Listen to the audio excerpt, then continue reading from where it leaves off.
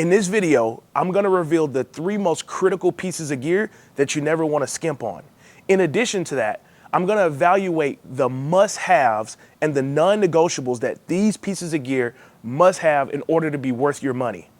But before we get into all that, I'm SoCal Rider B, and if you're new here, I make content for motorcycle riders and aspiring motorcycle riders to help you enjoy a higher quality of life on 2 wheels.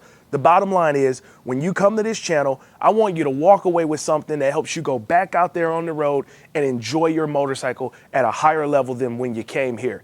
Now, if any of this content that I'm making for you provides any type of value, I want you to smash that like button and show your boy some love and give me a sub. All right, let's get into it. So the number 1 piece of gear you definitely don't want to skimp on or go cheap on is going to be your helmet.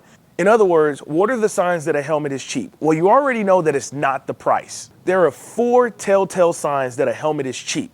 Number 1, no certification.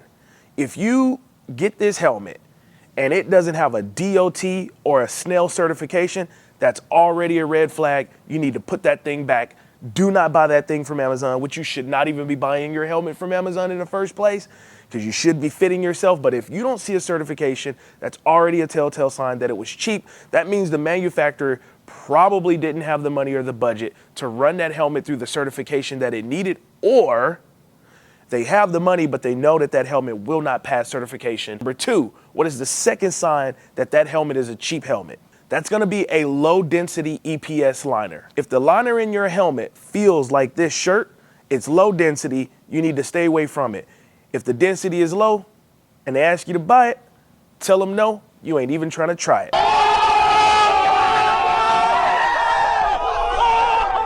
Man, look at that, I like that. Number 3, the third sign that a helmet is cheap is gonna be poor construction. What does that mean? Well, there's gonna be 3 big things about poor construction. Number 1, it's gonna lead to a higher road noise. That's gonna accelerate you going deaf, right? You don't want that.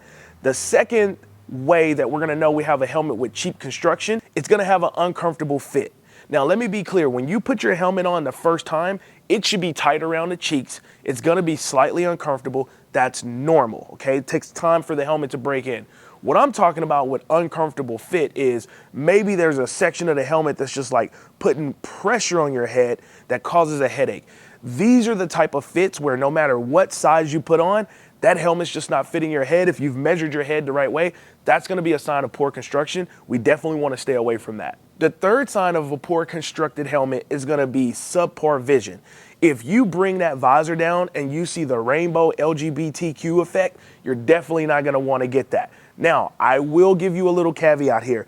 If you are riding with shades and you have a polarizer on your shades, when you bring that visor down, you will see that rainbow effect. Please don't count that one against the helmet.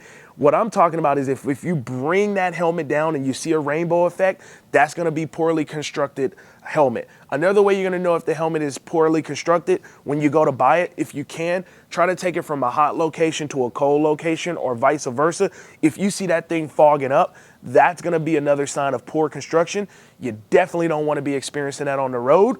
You do not wanna find yourself at the stoplight, the helmet's fogged up, and now you can't see and you're taking off with a foggy helmet. Okay, now I wanna tell you about another piece of gear that you definitely don't wanna go cheap on, and that is today's sponsor, which is Ridge Wallet.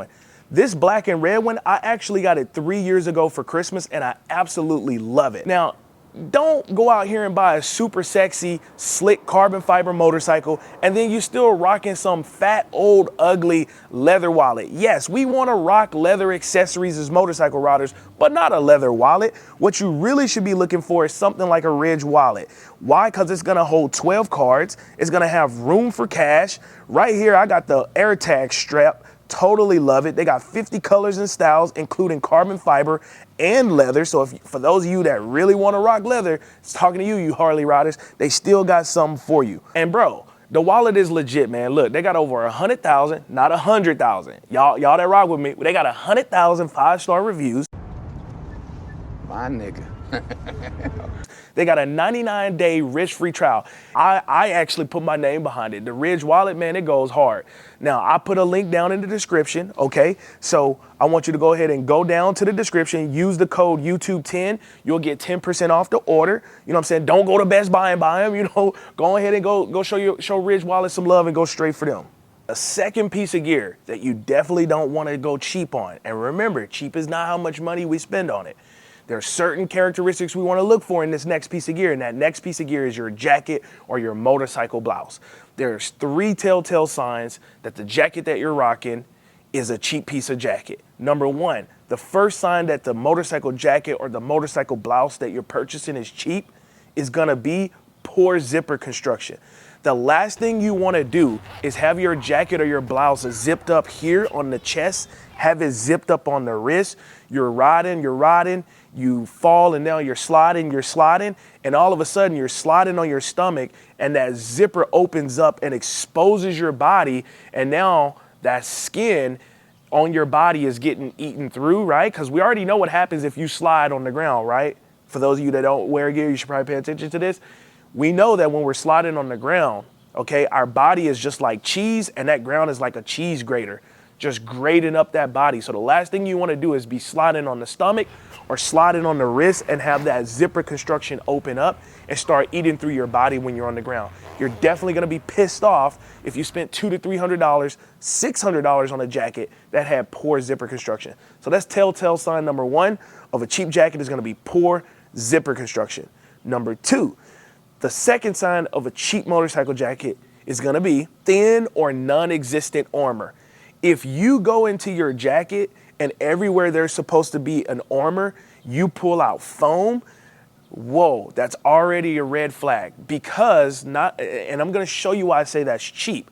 If you buy the jacket and you're not wise enough or no one's educated you that you should be looking at the armor inside of the jacket and realizing that it's just styrofoam, and you get in a crash, that armor is non-existent. The second thing is, if you read the tag the wrong way and you see that your jacket says, oh, accepts level 2 CE armor or whatever, and you don't understand that that means you now need to go buy a separate piece of armor because the armor that's sitting in that jacket is a piece of freaking styrofoam, yeah, you're not gonna be feeling good. So that's gonna be a cheap jacket because now you've spent $300, $400, $500 on this jacket. You easily got to spend another $200 to $300 on getting the armor. So that's telltale sign number 2 that your jacket is cheap, basically slim or non-existent armor. Now, the third sign that you have a cheap motorcycle jacket, regardless of price, is going to be poor stitching. I mean, if your jacket is stitched up like it was put together in a sweatshop in China, I don't even, I ain't trying to offend anybody. I'm just being real. Like, if you look like they was just trying to make quota and stitch that bad boy up with one piece of string, you're definitely going to want to stay away from that. So when you're evaluating that jacket, I want you to go in and look for things like double stitching, triple stitching. I want you to look for jackets where they're bragging about the stitching, they're bragging about the zippers, they're bragging about how well the jacket is constructed. That is when you know that you're looking at a quality jacket. The third piece of gear that you definitely do not want to cheap out on is going to be your motorcycle gloves. There's 3 things that I believe you really want to look for in the gloves to make sure that they're not cheap. Here's what I'm looking for. Number 1 is going to be the armor on the knuckles. If I cannot see that these knuckles, the armor on this glove is aramid fiber or carbon fiber, if I cannot see or determine what type of armor that is, I can't see it on the tag, I can't find it on the website, that's already a telltale sign of a cheap motorcycle glove. Take a look at these Alpine Stars, you'll definitely see the aramid fiber, you'll see the carbon fiber there. Now, where I start to feel like a motorcycle glove is cheap is, like I said, I can't find out what type of armor is on the glove with my eyes. I can't see it on the website. I'm just looking at the gloves and it's hard. I don't know if that's plastic. I don't know if that's free. I don't know what that is. I want to stay away from that. I'm going to recommend you stay away from that because look, if a company is going to hide something from you when it comes to the armor, it's probably not that good. Because let's be real, if I'm a company or you're a company and I want to win you as the customer and I got some of the best materials, you better believe I'm going to be bragging about it. I'm going to be telling you why you need to buy my glove over someone else's glove because we have better materials. So if you don't see that material, you can't tell what it is, that's already a telltale sign. That's a cheap motorcycle glove. You're going to want to stay away from it. The second telltale sign to a cheap motorcycle glove is going to be subpar stitching. And you can kind of see a trend here, right? So same thing.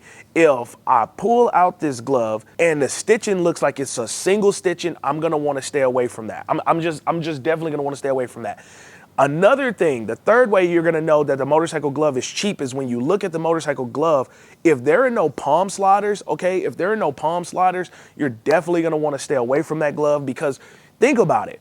What are you going to do if you fall? You're flying off the motorcycle. You're going to stick your hands out, right? You're going to stick your hands out to try to brace yourself for the fall. Well, that's definitely bad because if we're rocking a leather glove or some type of glove that's going to grip the ground when we fall like this, what's going to happen? That glove is going to use friction, right? It's going to catch the ground. And now all that shock is going to travel through the shoulder and break the shoulder or break the collarbone. This is why we want to look for gloves with the palm sliders. That way, if you put your hand out, boom, you know what I'm saying? That hand is going to slide out, okay? That hand is going to slide out, and you're not going to have that impact going to the shoulders, which could break the shoulders or the collarbone. There's really one simple trick to know if you're buying cheap gear or not, and here's what it is. Look for a CE rating. Now, CE rating is just a simple tag that you can find on some piece of gear.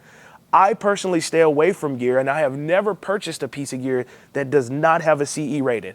I will say someone has sponsored and sent a piece of gear here to me at the channel. It did not have a CE rating. I still haven't reviewed it. I reached out to them and asked them, where is the CE rating? They haven't responded, so they're probably not going to be happy with that review that I put out. But let's talk about the CE rating and what you need to look for and how to read it and how it breaks down.